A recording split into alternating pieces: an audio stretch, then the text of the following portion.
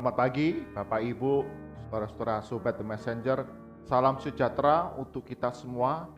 Mengucap syukur untuk pagi hari ini kita dapat mengawali hari kita dengan mendengar suara Tuhan yang menjadi tuntunan dalam kehidupan kita hari demi hari. Mari sebelumnya kita akan masuk di dalam doa. Bapa kami dalam surga, sungguh kami mengucap syukur untuk hari yang baru dikaruniakan kepada kami semua untuk dapat beraktivitas, untuk dapat menjalani dan menikmati kasih karunia dari Yesus Kristus. Sebentar kami semua Sobat The Messenger akan belajar kebenaran firman Tuhan di dalam Bread of Life. Tuhan Yesus, tolong kami semua yang lemah terbatas ini untuk kami dapat mengerti firman Tuhan serta melakukannya dalam kehidupan kami setiap hari. Di dalam nama Tuhan Yesus kami berdoa. Amin.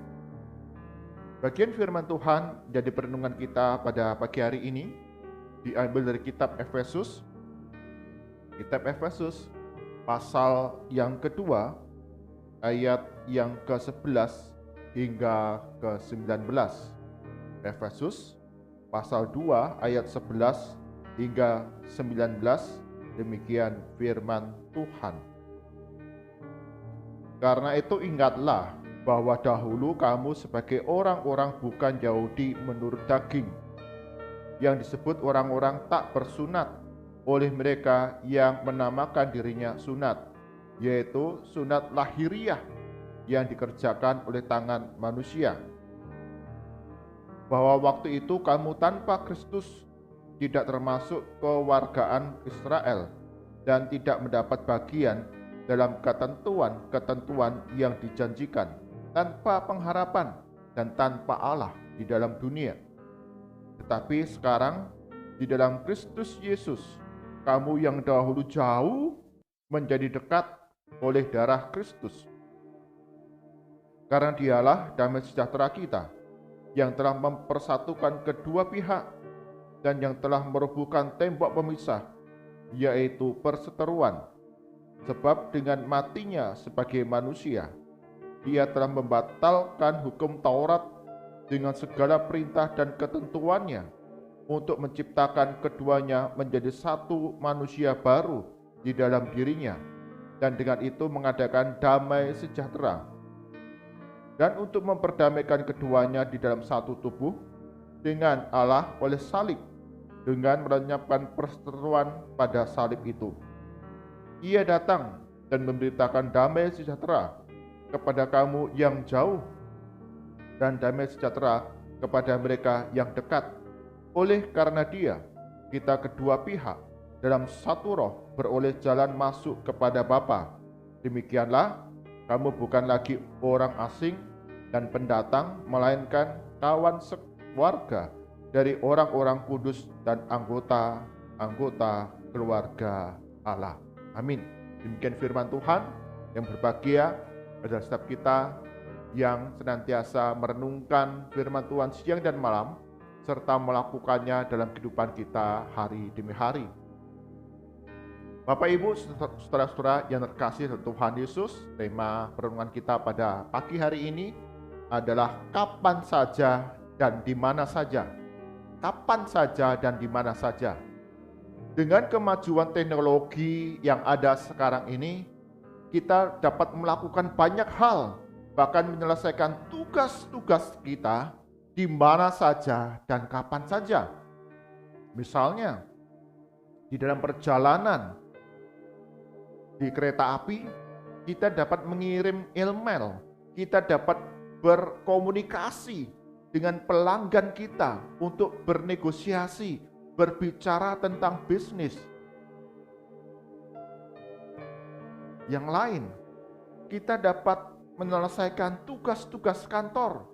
Tidak perlu lagi kita datang ke kantor, terutama dalam masa pandemi sekarang ini.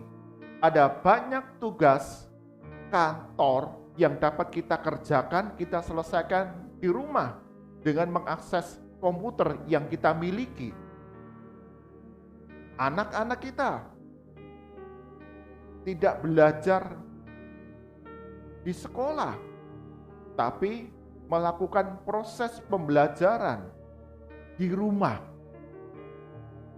Tetap dapat berinteraksi, komunikasi, meskipun terbatas dengan Bapak Guru melalui teknologi yang ada.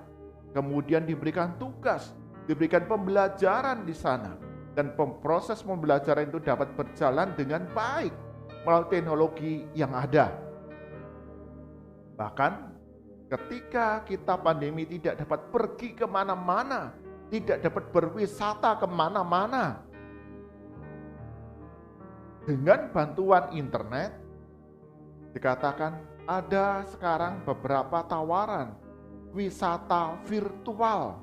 Kita tetap ada di rumah, tetapi kemudian ketika kita mengikuti aplikasi atau program ini, seakan-akan kita sedang berwisata ke tempat yang sudah ditawarkan. Padahal kita di rumah. Tapi kemudian dengan kemajuan teknologi, kita seolah-olah sedang berwisata ke sebuah tempat wisata yang sudah ditawarkan.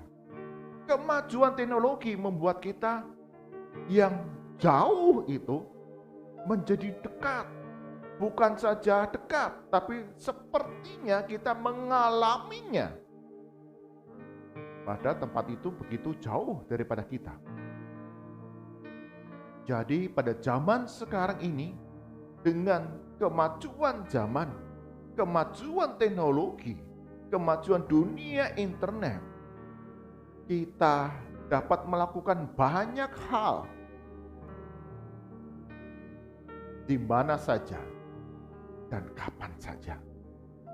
Tidak terbatasi oleh ruang, tidak terbatasi oleh waktu.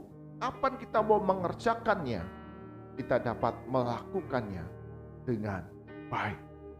Demikian pula ketika kita berbicara dengan Allah, ketika kita mau berdoa kepada Allah, ketika kita mau datang ke hadirat Tuhan, kita juga dapat melakukannya kapan saja dan di mana saja. Tidak terbatas oleh ruang dan waktu. Kita tidak perlu mengantri seperti dokter menunggu pasien yang lain untuk dapat berbicara konsultasi, bertanya jawab dengan dokter. Tapi kita dapat melakukannya kapan saja. Bahkan dengan kemajuan teknologi sekarang, ada aplikasi di mana kita dapat bertanya kepada dokter kapan saja dan di mana saja. Doa pun demikian. Ketika kita mau berbicara kepada Allah, rindu untuk menikmati kehadiran Allah dalam kehidupan kita, kita dapat melakukannya kapan saja dan di mana saja. Paulus pada bagian firman Tuhan yang kita baca kepada jemaat di Efesus, kepada kita semua Bapak Ibu, saudara-saudara sobat di Messenger, kita diingatkan kembali, kita yang dahulu ada seteru Allah, kita dahulu ada orang-orang yang tidak percaya kepada Allah, bahkan dikatakan di sana kita tanpa pengharapan, tanpa Allah di dalam dunia ini. Tapi oleh kasih karunia, kemurahan belas kasihan Allah, mengutus anaknya, Yesus Kristus, datang ke dalam dunia untuk menderita, untuk sengsara, untuk mati di atas kayu salib bagi penebusan dosa-dosa kita. Kita ingat ketika Tuhan Yesus mati di atas kayu salib, Injil mencatat tabir di bait Allah itu terbelah. Tabir yang membatasi ruang yang Maha Kudus dan ruang kudus, di mana ruang Maha Kudus itu menyatakan kehadiran Allah yang hanya dapat dilakukan oleh para imam besar. Itu pun 1 tahun sekali. bangsa Israel tidak dapat dengan mudah mereka datang ke hadirat Tuhan untuk berdoa, untuk memberikan persembahan. Ada batas dan tidak dilakukan kapan saja dan di mana saja. Tapi kematian Yesus Kristus di atas kayu salib dengan terbelahnya tabir di bait Allah, kita diperdamaikan. Kita yang dahulu adalah seteru Allah diperdamaikan menjadi satu keluarga Allah. Maka dikatakan kita dapat berjumpa, kita dapat berdoa secara langsung kepada Allah. Seperti anak-anak kepada bapaknya, kita dapat berdoa, berbicara kepada Allah kita. Jadi Bapak Ibu, saudara-saudara yang terkasih dalam Tuhan Yesus, kehidupan doa kita tidak dibatasi oleh kapan kita mau berdoa. Kapan saja kita dapat berdoa kepada Allah. Tidak dibatasi oleh kita memerlukan sebuah ruangan untuk kita berdoa. Tidak. Kita dapat melakukannya di mana saja kita berada. Kita tidak perlu antri menunggu giliran kapan kita akan dapat berbicara kepada Allah. Paulus menegaskan kepada kita semua bahwa kita dapat berdoa, berbicara kepada Allah kapan saja dan di mana saja. Dan Allah itu dapat bekerja melampaui ruang dan waktu. Kita berdoa di tempat ini bagi saudara kita di tempat yang jauh. Dan Allah dapat bekerja di sana secara luar biasa. Meski beberapa di antara kita acap kali, aku lebih suka didoakan jika Pak Pendeta itu datang ke rumah saya dan mendoakan saya. Itu adalah baik. Tapi kita juga percaya setiap doa-doa yang kita naikkan, Allah itu mendengar dan menjawab melampaui ruang dan waktu. Tidak dibatasi oleh ruang dan waktu. Kapan saja Allah dapat berkarya dalam kehidupan kita. Karena itu kita jangan pernah mengatakan Allah tidak peduli kepada saya. Allah tidak mengerti akan segala beban pergumulan yang saya alami. Yesus Kristus di dalam Injil Matius pasal yang ke-7 mengatakan demikian. Mintalah maka akan diberikan kepadamu. Carilah maka kamu akan mendapat. Ketoklah maka pintu akan dibukakan bagimu. Karena setiap orang yang meminta menerima, dan setiap orang yang mencari mendapat, dan setiap orang yang mengetuk baginya pintu dibukakan. Adakah seorang daripadamu yang memberi batu kepada anaknya jika ia meminta roti? Atau memberi ular jika ia meminta ikan? Jadi jika kamu yang jahat tahu memberi pemberian yang baik kepada anak-anakmu, apalagi Bapamu yang di surga, Ia akan memberikan yang baik kepada mereka yang meminta kepadanya. Yang meminta kepadanya dengan iman percaya di dalam Yesus Kristus. Karena kita sudah diperdamaikan melalui darah Yesus.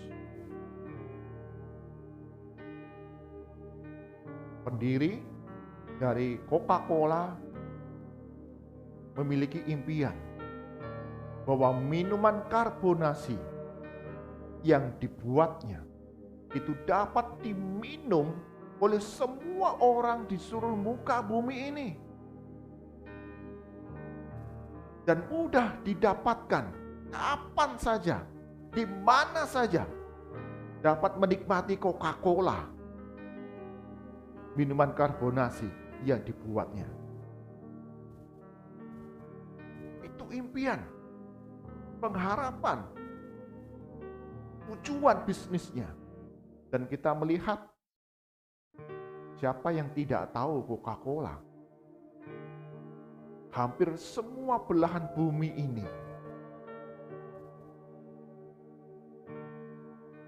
orang-orang mengenal Coca-Cola. Bahkan minum Coca-Cola dan semua produk yang dibuatnya. Karena terus-menerus slogan ini, kapan saja dan di mana saja, semua orang dapat minum. Terus didengungkan untuk kemudian bergerak membuka banyak tempat memproduksi Coca-Cola. Allah Bapa di surga melalui karya keselamatan di dalam Yesus Kristus membuka kesempatan kepada semua orang melalui iman kepada Yesus Kristus datang kepadanya, berdoa kepadanya, berbicara kepadanya, memohon, meminta kepadanya. Kapan saja dan di mana saja. Dan Allah Bapa di surga dikatakan, Dia memberi yang baik kepada setiap orang yang meminta kepadanya. Bangunlah kehidupan doa yang sungguh-sungguh dapat kita nikmati. Seringkali yang terjadi kita orang Kristen, saking biasanya berdoa, jadi seperti rutinitas, otomatis berdoa. Misalnya ketika makan bersama dengan teman-teman, ada teman yang sudah pimpin doa untuk makan. Mau makan ngobrol sebentar. Setelah selesai ngobrol, mau makan kembali. Otomatis dia berdoa lagi. Loh, kenapa saya berdoa ya? Ketika sadar. Ada seringkali didapati itu otomatis. Ada yang kemudian terbangun dan menikmati kehidupan doa kita setiap hari. Karena itu, bangunlah kehidupan doa di mana kita menyadari bahwa Tuhan Allah kita, Yesus Kristus dan Roh Kudus itu menyertai langkah kehidupan kita, memampukan kita untuk berdoa di dalam segala perkara di tengah kehidupan kita. Karena di sanalah kita dapat merasakan kuasa Tuhan dalam kehidupan kita semua. Mari kita berdoa.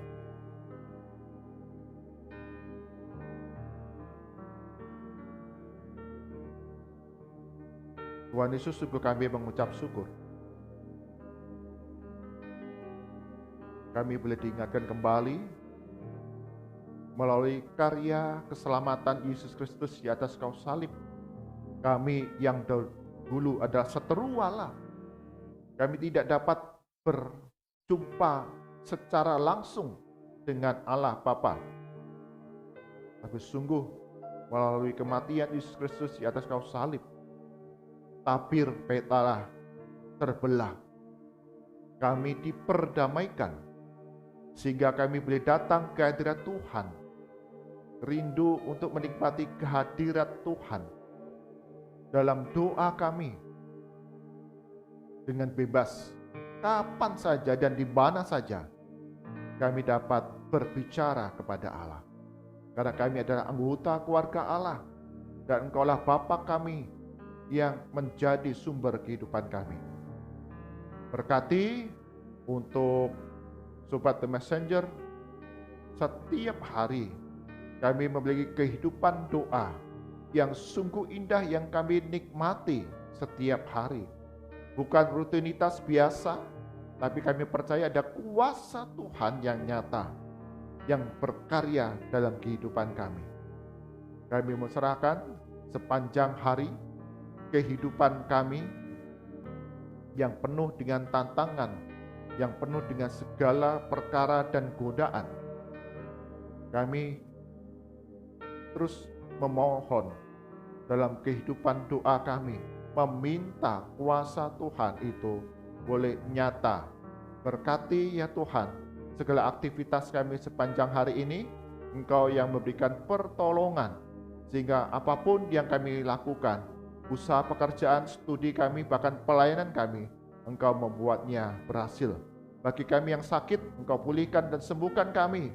Bagi kami yang berbeban berat dan bergumul dalam kehidupan kami, Tuhan melangkah bersama-sama dengan kami, menopang, memberikan hikmat dan kebaikan kepada kami semua, sehingga kami sanggup melangkah bersama Tuhan Yesus, dan ada kebaikan, pemulihan yang boleh terjadi. Kami berdoa bagi bangsa dan negara kami Indonesia, Engkau berkati ya Tuhan di dalam aparat keamanan, baik TNI, Polri, dalam menjaga stabilitas keamanan di seluruh wilayah Indonesia. Engkau berikan hikmat, Engkau yang memberikan kesempurnaan dan pertolongan, sehingga tugas tanggung jawab mereka mendatangkan kebaikan bagi warga negara Indonesia di seluruh wilayah Indonesia. Mari angkat tangan kita, arahkan hati kita kepada Tuhan, dan kita terima berkat daripadanya. Kasih karunia dan damai sejahtera dari Tuhan kita Yesus Kristus, kasih pemeliharaan yang sempurna, serta persekutuan dengan Roh Kudus menyertai kita semua dari sekarang dan selama-lamanya, agar kehidupan kita terus-menerus memiliki relasi hubungan yang dekat dengan Allah, sehingga segala perkara kita percaya Tuhan Yesus yang memberikan pertolongan kepada kita semua dari sekarang sampai selama-lamanya. Amin.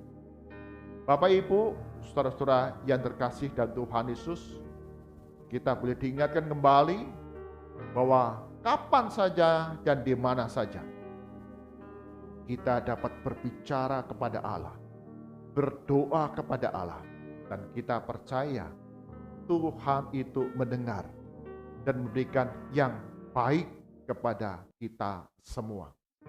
Tuhan Yesus berkati kita semua.